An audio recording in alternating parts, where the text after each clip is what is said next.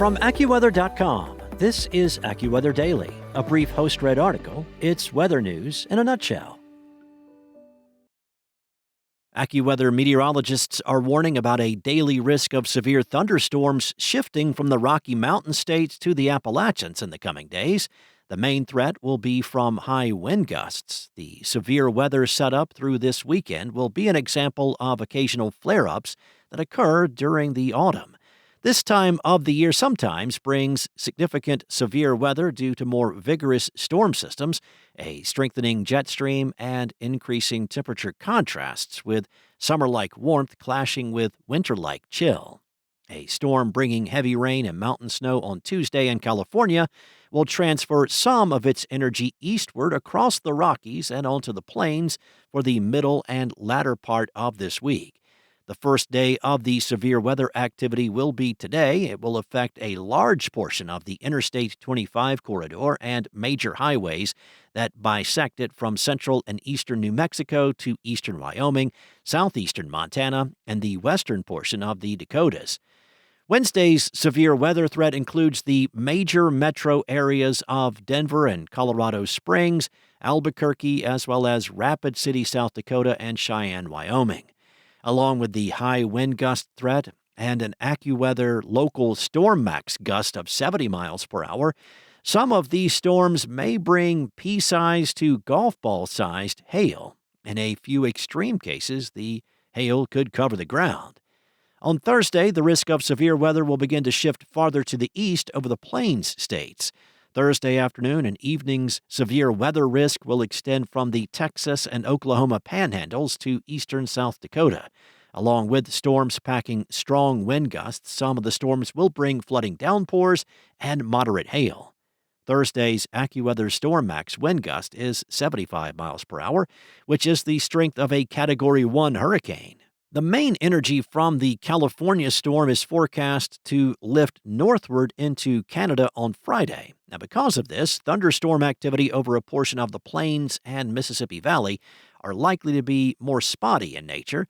However, a few of the storms that form could be briefly severe with high wind gusts, hail, and hard downpours.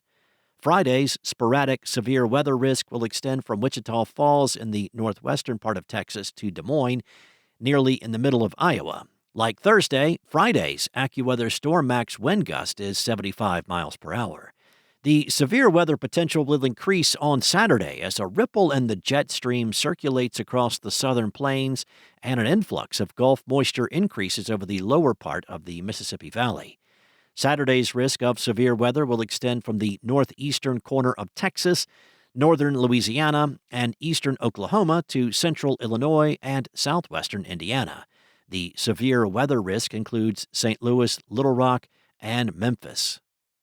There is a risk of lightning when thunderstorms are around.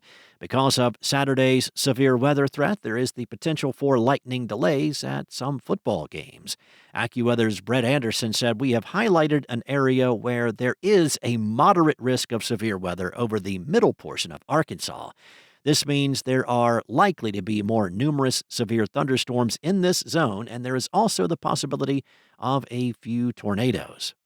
In addition to that tornado threat is the likelihood of some storms with moderate hail and hard downpours. The AccuWeather local storm max wind gust for Saturday is 80 miles per hour. The severe weather threat will shift farther to the east on Sunday and will extend from the southern part of the Appalachians to near the northeastern part of the Gulf Coast.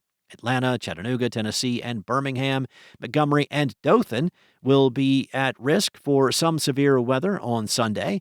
Some heavy storms may reach into Charlotte in the evening as well. The storms could affect airline flight operations during a busy part of the weekend on Sunday.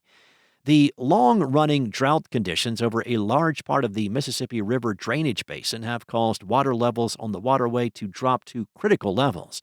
More bottoming of the water levels is likely in the coming weeks, and in some cases, they may approach within a couple of feet of record lows. When the water level in the shipping channel is very low, the channel itself becomes narrow, and new shoals that have developed pose a risk for tug and barge operations running aground.